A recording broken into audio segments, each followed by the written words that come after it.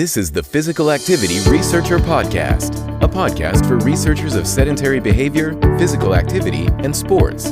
Join for a relaxed dialogue about research design, practicalities, and, well, anything related to research. Learn from your fellow researchers useful and relevant information that does not fit into formal content and limited space of scientific publications. And here is your host.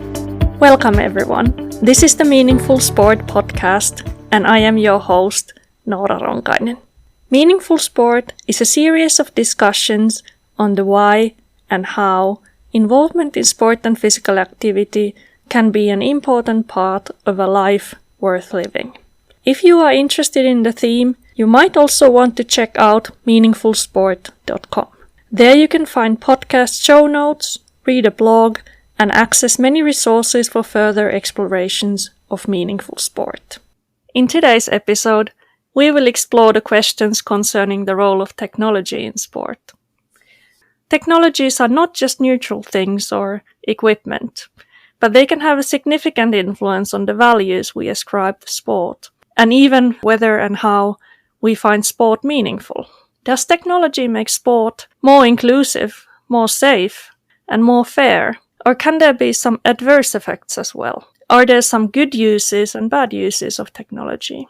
I'm very delighted to have Dr. Emily Ryall helping us tackle these questions today. This is the second episode with Emily, and if you listened to the first episode already, you will know that we have somewhat accidentally ended up discussing some of these issues already, such as runners' obsession with their GPS watches and counting steps and that kind of things. So I'm very excited to learn more about this topic and hope you are too. To introduce our guest, Emily is a reader in applied philosophy at the University of Gloucestershire, and she has written extensively on philosophical and ethical issues in sport. Welcome to the podcast again, Emily, and I'm really delighted to have you discussing this topic with me today. Thank you. I think last time it was quite interesting, the discussions that we started delving on in terms of technology and how it's so common, and we have various types of technologies in sport helping us do that.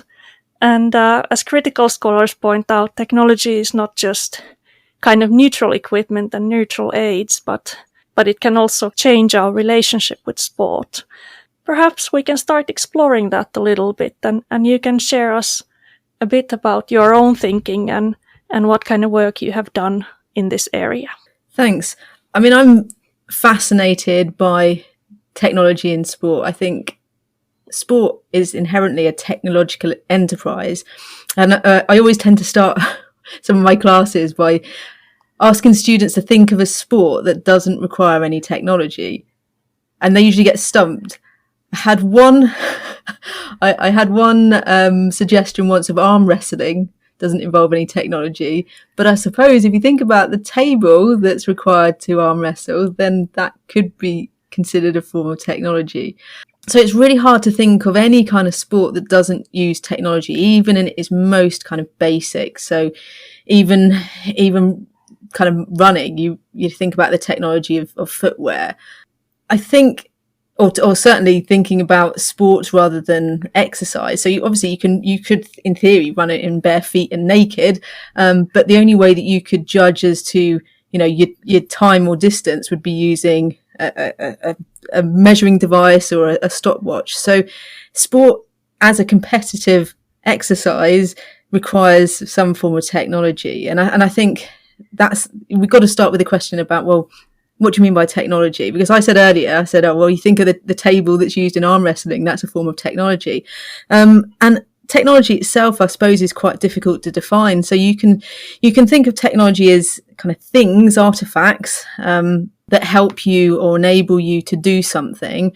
So they're things that are specifically designed to solve a particular problem. So normally when we think about technology, we think about quite advanced technology, but actually technology can be very basic. So it can be using a stick to push a ball around. So technology can encompass a whole kind of wide range of different types of things. I think it's also I quite like thinking of technology as well as a kind of attitude that we have towards the world. And there's a philosopher called Martin Heidegger, and he talked about the technological attitude. And that's, to me, that's a kind of an inherently human way of thinking about the world. It's a way of looking around us and looking at things in the world and thinking, how can we use them for our benefit? So I think as humans, we're inherently technological creatures because of the way that we view our world, the way that we look at our world, the way that we divide it up into different elements that can be used for our purposes. So I quite like the way of thinking about technology as an attitude, as well as some artifacts or stuff that we can touch and hold. You mentioned the work of Heidegger, and that's interesting. I've also read, obviously he's talking in Being and Time about the different ways that the world shows up to us as meaningful. So we see things not as just kind of natural or neutral objects, but they are things that help us to do something in the world.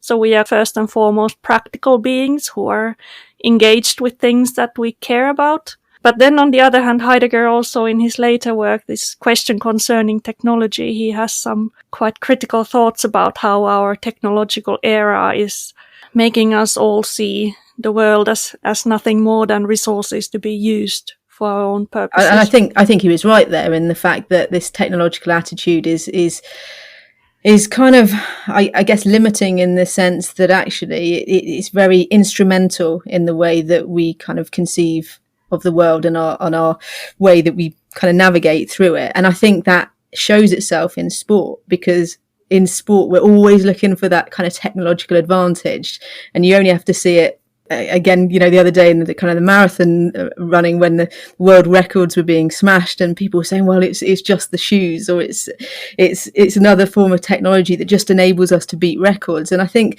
Heidegger's right in kind of warning us off that technological attitude. But I also think that he was right in saying actually that there is something that probably we kind of, the way that we as humans are, we do notice problems, or what we perceive to be problems, and we think about how we can resolve or solve them. And we do that by looking around us and thinking, right, I could use that artifact or that implement to solve this problem. So I think inherently we are technological creatures as well, despite, as Heidegger warns, the limitations and the problems around that. So yeah, technology is something that we use it all the time. And I guess in sport, just like you said, that we have always been looking for ways to do things, improve the way we do things in sport, and we are trying to do things more efficiently. Like we talked last time, that actually you are making your life more difficult. But with, for example, the golf that you talked about, it's not the most efficient way to hit the ball with that kind of equipment. But so we are trying to be efficient with what we do in sport in some ways. So, for example, running shoes are making it a lot easier and I guess preventing injuries as well when we run. But so if we think of technologies in sport, and we talked about values of sport and intrinsic and extrinsic values of sport last time. So perhaps we can start developing those reflections and relations a little bit. Yeah, so I think in terms of kind of the intrinsic value of sport, and we talked about this last time, is that ideally kind of the intrinsic value in sport is being part of a moment, being able to try and push yourself and test yourself and see how skillful you are or how you can develop your skills. As well as those kind of intrinsic values in relation to what constitutes a good life, what makes a life worth living. I think when we start instrumentalizing sport and we're really just looking at the results and how to make our times faster, that's when I think we move away from the whole point of sport. And you kind of highlighted the fact that technology, we often look for those technological solutions to, enhance our performance or to make our times faster. But actually, is it really making our times faster, or is it just kind of giving us an edge? It might not be actually increasing our running ability, for example, but it might be making our running a bit more efficient. And I think it's a really interesting paradox that you highlighted, because sport by its nature is deliberately making things difficult. So as we said, if the aim of playing golf was to put a ball in a cup, then why would you start however many 100 yards away and use a thin piece of metal to be able to hit that ball? And why would you put all of those other rules in place? So sport by its inherent nature is an inefficient kind of way of doing things. And yet at the same time, we want to try and make them as efficient as possible. So if we can find a golf club that actually means that we're less likely to, slice the ball off course, if it means that we're more likely to hit it straight down the fairway, then we might choose to use it. But there's got to be a balance, because imagine like we play golf and we came across a golf club it was such a brilliant piece of technology that it meant every time you hit the ball, you got a hole in one. In a way, you wouldn't want to play golf anymore, because the golf itself would just become boring. So sport has to be a kind of test of skills that makes it interesting enough to want to carry on doing. And so technology is a way of trying to, I guess, hopefully increase our interest, increase our enjoyment, increase the meaning that we attach to sport. Rather than just making sport easier, we want to make sport better. I mean, we are really talking about the paradox, just like you said. So if we think of technology, I think we will probably come to some kind of conclusion that there will be good ways to use technology and there might be not so good ways of using that. But if we explore some of the dangers of technology, and maybe that's certain kinds of technology or excessive use of technology, what would those maybe? Well, I think there's different problems with technology. So one of the problems is, as we've just discussed, it can kind of render sport a bit meaningless if the competitions become, uninteresting. So, for instance, if everybody played golf with super golf clubs that meant everybody was getting holes in one, then it wouldn't be worth playing, it wouldn't be worth watching. So you want some kind of interest in sport to make it difficult enough that you can kind of start to separate and rank competitors. And I think there's a question of kind of fairness there. So you might remember, it was about sort of 10, 11 years ago, there was a controversy around the shark skin swimming costumes. And these were these polyurethane swimming costumes that effectively aided swimmers' buoyancy and the aerodynamics through the water, and it meant that actually they could swim faster.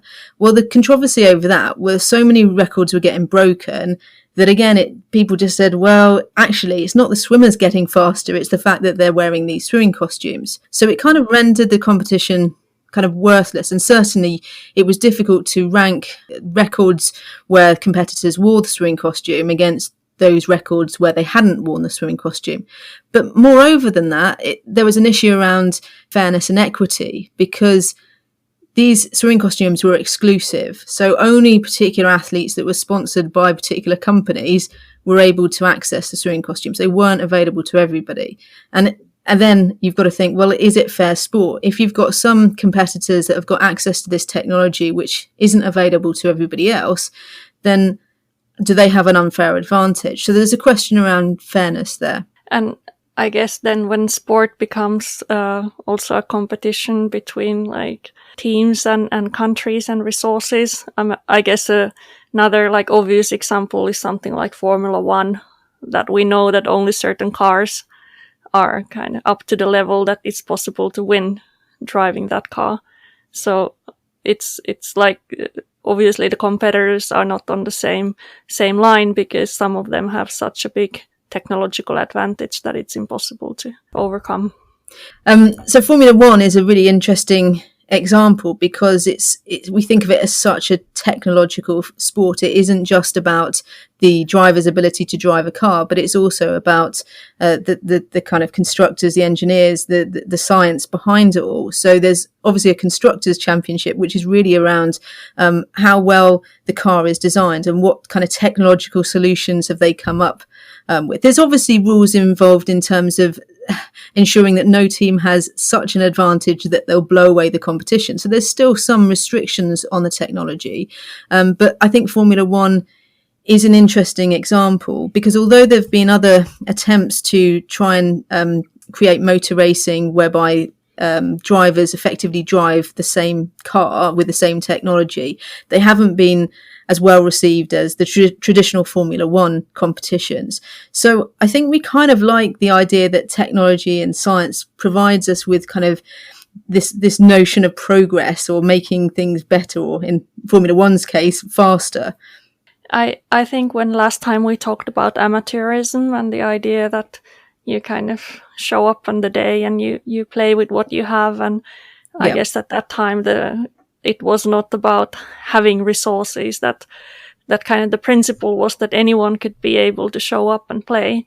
But I guess a lot of sport, even if you think of something like triathlon, if you want to do that in a non-elite level, you need quite expensive equipment, which already makes it quite elitist. Like, you have to spend quite a lot of money on your bike and other things to be able to compete at all. Yeah, I mean, I think it'd be interesting to think of a sport where you literally turn up and you didn't know what equipment you were going to be given. So it was almost a kind of, here you go, here's your equipment, see what you can do with it. So everybody has the same equipment. I know that they do it in some kind of equestrian sports where you turn up and you don't know which horse you're going to ride.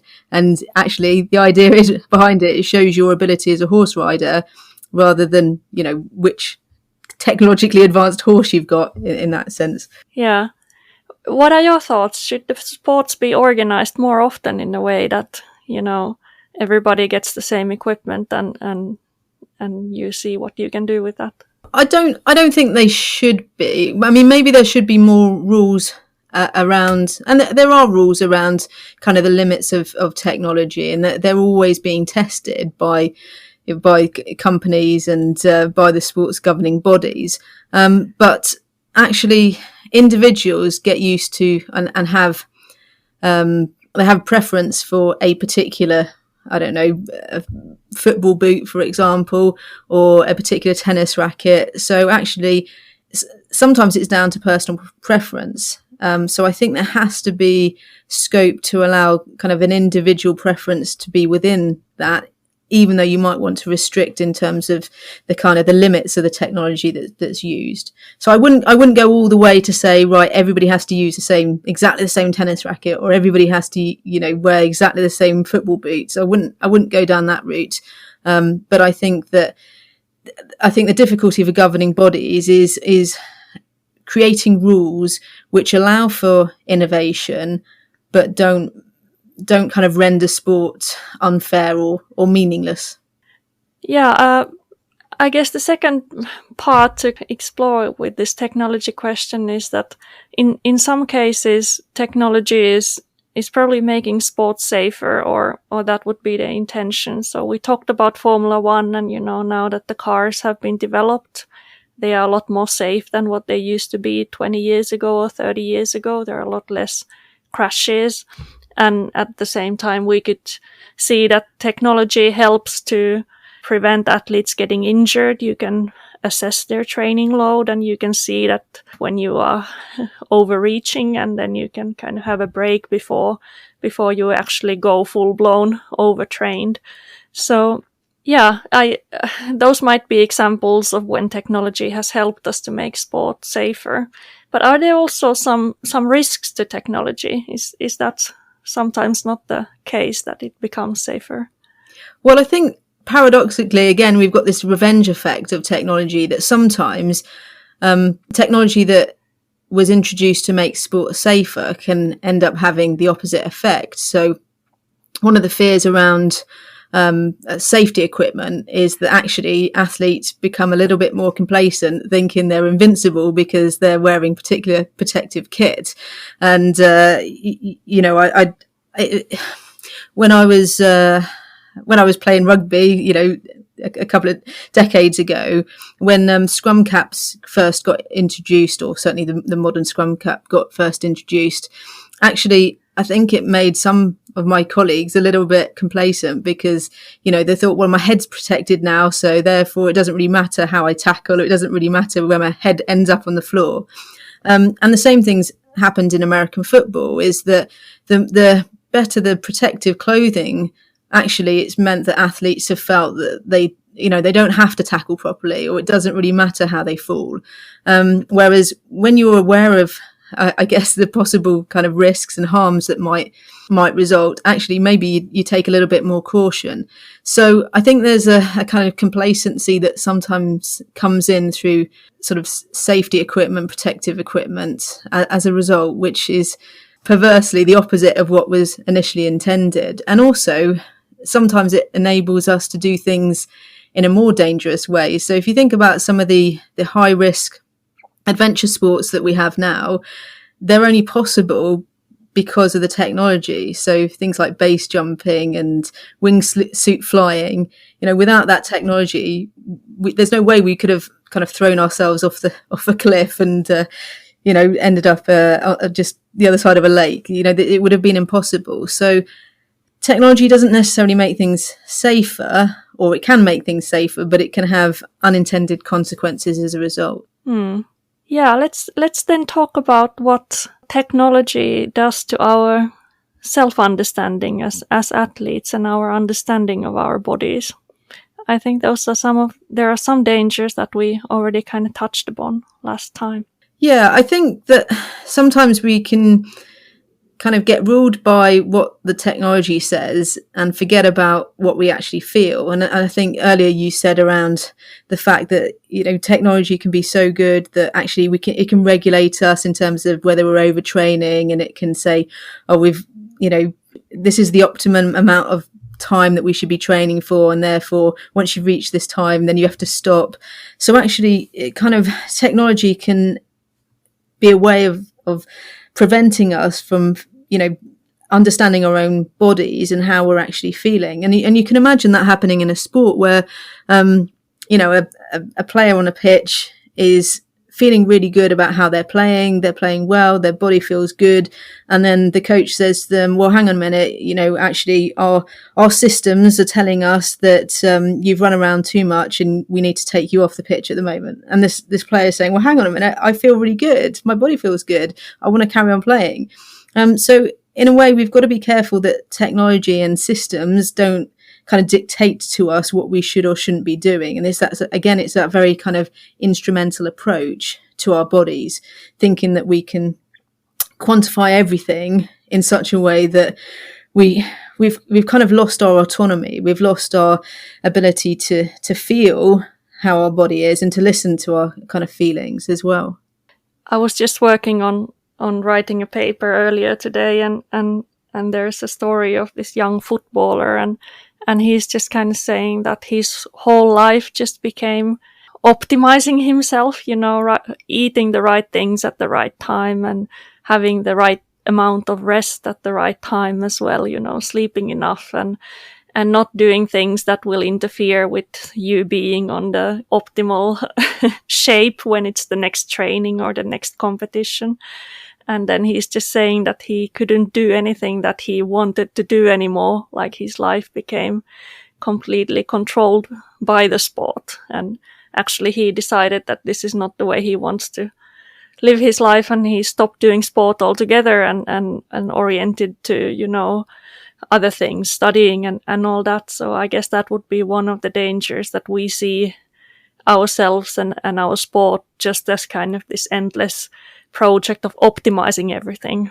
Yeah, I think you're right, and I think it's quite scary, really. I was reading an news article today about these kind of super pig farms in China, and how the owner of this farm was saying, they've got it set up so the pigs have got exactly the right nutrition, exactly the right quantities of food, exactly the right quantities of exercise, exactly this. And I was thinking, wow, these poor pigs, they're just, and you can imagine that being translated to human lives. The fact that actually we're told, right, this is, as an elite athlete, this is what you need to eat, this is how much you need to eat, this is how much you need to sleep, and if you don't do that, then as you say, you're not optimizing your body, you're not optimizing yourselves. And it kind of takes the autonomy away from the individual, and it actually stops treating them like humans. And the fact that humans, sometimes, yes, we do things that aren't necessarily good for us, but at least we've got some agency and autonomy to decide, or to feel that we've got a way of deciding how we live our lives and what's important to us. And I think that idea about elite sport trying to optimize everything, yes, I can understand that they're trying to get the right results in terms of, the team performances or the individual performances. But actually, it's quite frightening when you think about how, the extremes of that and how far we could go down that path. Yeah, last time you mentioned that kind of situation has been a little bit different in team sport compared to individual sport. I think it's changing. I really do think it's changing, because everything is now trying to be quantified, trying to be measured. So even in team sports, it is changing. Traditionally, I think team sports have allowed a lot more kind of qualitative and agency and autonomy and creativity, whereas I think it is changing that, the kind of performance analysts now and nutritionalists are trying to quantify and optimize everything in the pursuit of a win. And I mean, Heidegger in his late writing, I think he had quite a gloomy view on this, that technological thinking becomes the only way of thinking and kind of the only way of thinking that we know and what is accepted. And sometimes if you think of high-level sport, that seems that might be the case. The only thing we are concerned about is that what we are quantifying seems to be the right, that we are getting indication that things are at the right kind of where they are supposed to be, and the athlete's experience and this kind of life world and the intrinsic values of sport are getting more and more lost. And I guess Heidegger didn't really see a way out from that. What are your thoughts? Like, how can we save some humanity in the world of elite sport? I think that in terms of elite sport, I think that we just need to try and put in place some mechanisms whereby athletes, I guess, we keep asking athletes and coaches and administrators to reflect upon the value of sport and what really sport should really be about. And I think, I would say that most coaches genuinely kind of care for their athletes. It's just that the systems around it and the way that elite sport is set up is down this kind of quantitative technological route. So I think that we just need to keep kind of raising these questions, and also trying to come back. I guess the more that we kind of understand what sport is and understand what kind of a good human life is, then actually it's beneficial for everybody to make sure that we don't forget that. So as you said, your athlete that you mentioned earlier gave up sport. Well, we don't want athletes to give up sport. And actually, we don't want good athletes to give up sport. So perhaps if there's a kind of an impetus, a push on ensuring that athletes and coaches and administrators, we force them to question around kind of the value of sport, the nature of sport, and the fact that, winning kind of does matter, but it shouldn't be the only thing. And actually, the best sports environments are those which give people a kind of broader meaning and value to their lives.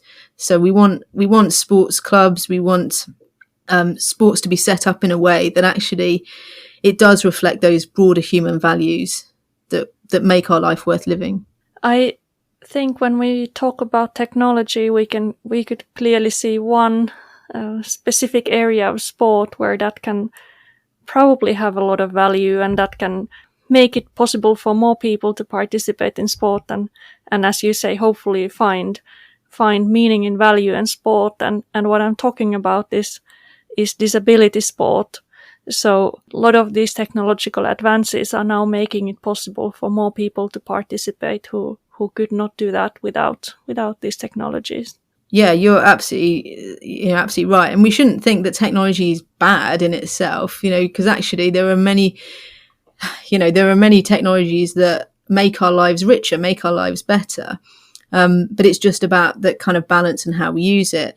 And actually, as you said, the way in which to ensure that more people can take part in sport through technology, the better. So actually, in terms of disability and parasport, technology has really made people's lives richer, because they're able to do things that otherwise they wouldn't be able to do, and incredible performances as a result. So I think that in terms of inclusive technologies and adaptive technologies, I think that is really where technology is can be seen as a good thing, in just enabling people to live kind of richer and more fruitful lives. So to be able to take part in a running race through the use of prosthetics and have that kind of feeling of being able to run, or to be able to climb mountains through the use of adaptive technologies.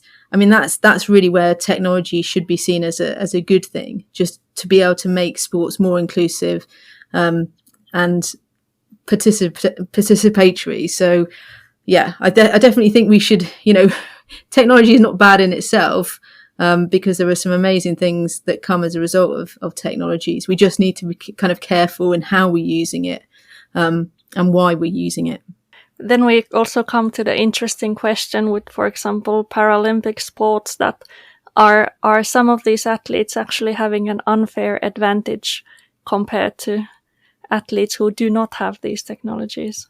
I guess there was some debates with Oscar Pistorius some years ago that maybe he has an advantage.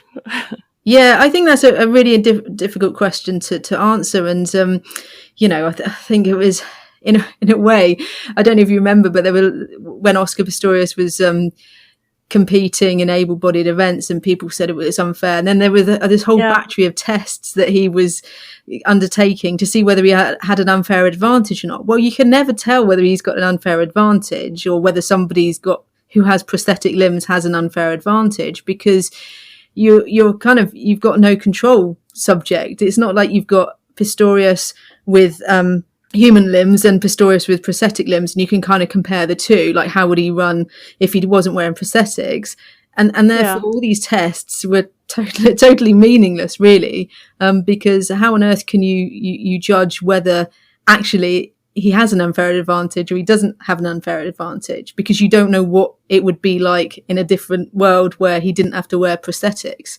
I think the question is what Pistorius and those other athletes that wear prosthetic limbs, are they doing the same thing effectively? Are they still running, or are they not doing the same thing? And that's a judgment that I think other people probably need to make, in terms of, is running with prosthetics the same as running without prosthetics?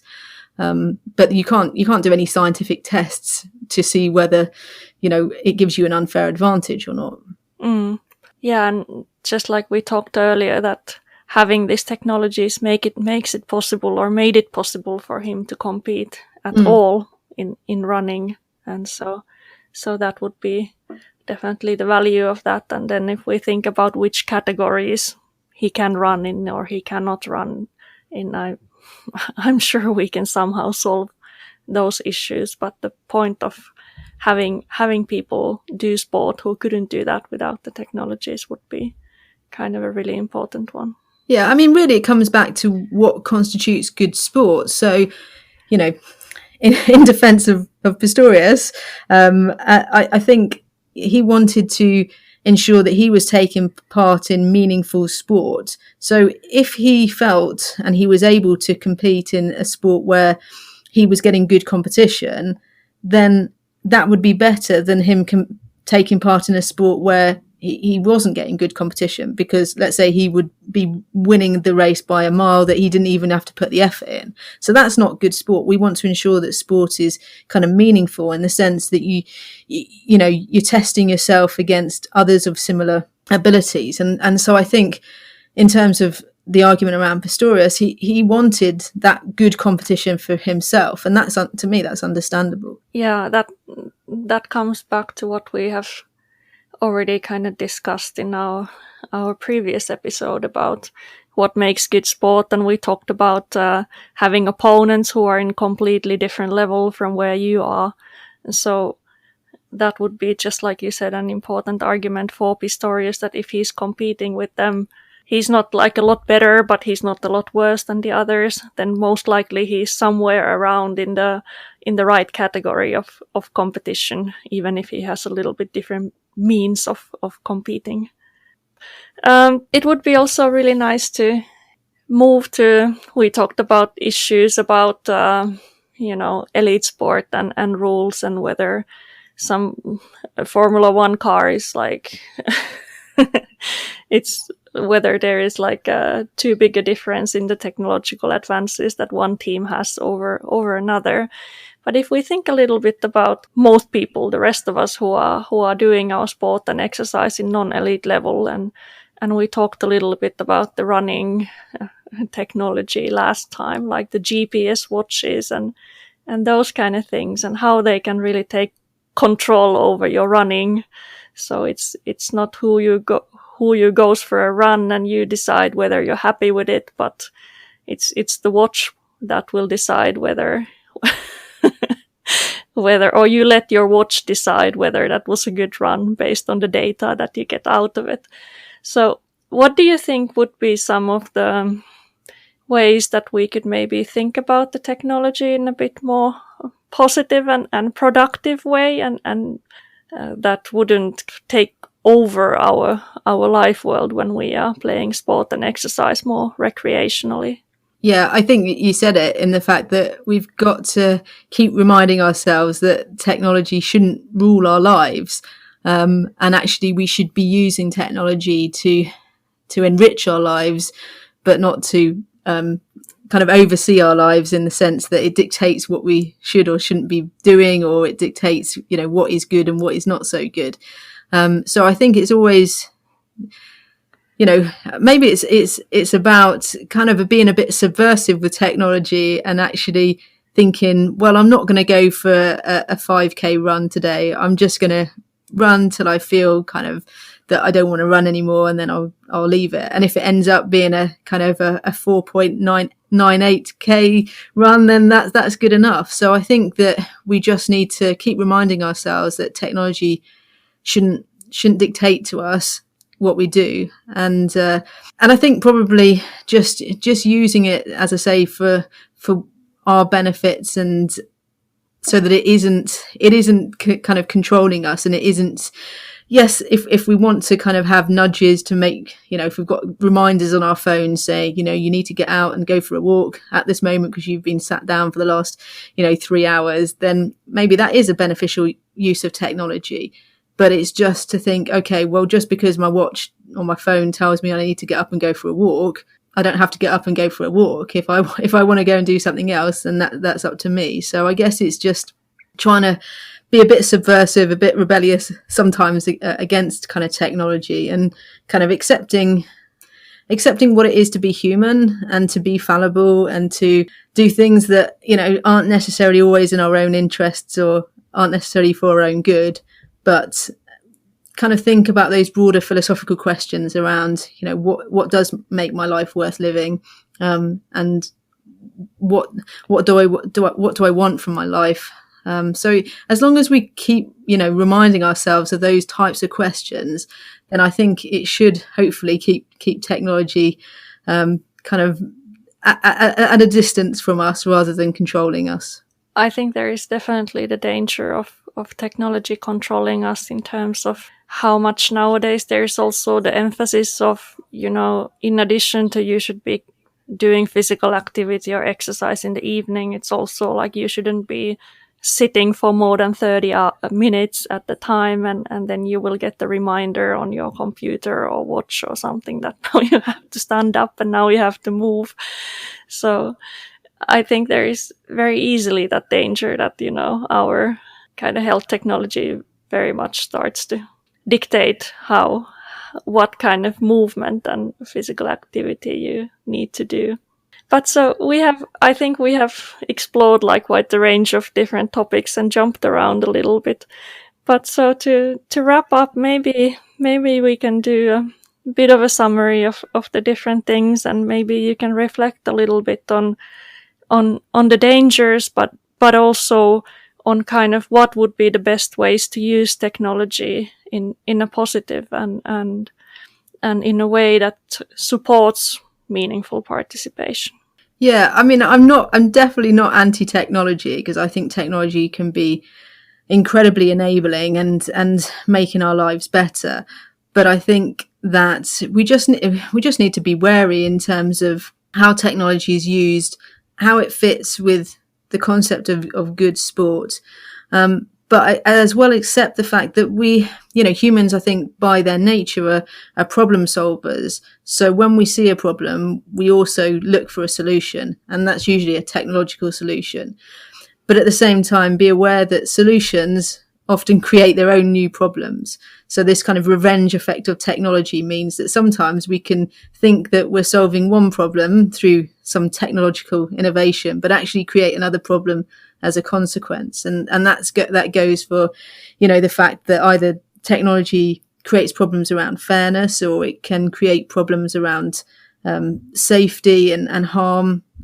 So I think it's just about, technology can be a real force for good. It can make our lives better, but at the same time, we need to just be wary of it. So we'll always hold it at kind of arm's length, I think.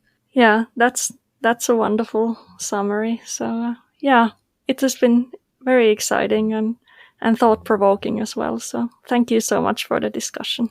Pleasure. Really enjoyed it. Thank you. Thanks for joining us this week on Physical Activity Researcher Podcast. If you like the show, make sure you never miss an episode by subscribing or following the show on Twitter. This podcast is made possible by listeners like you. Thank you for your support. If you found value in the show, we would really appreciate a rating on Apple Podcasts or whichever app you're using. Or if you would, in a real old school way, simply tell a friend about the show. It would be a great help for us. We have a fantastic lineup of guests for forthcoming episodes, so be sure to tune in. Thank you all for your support and have a great day.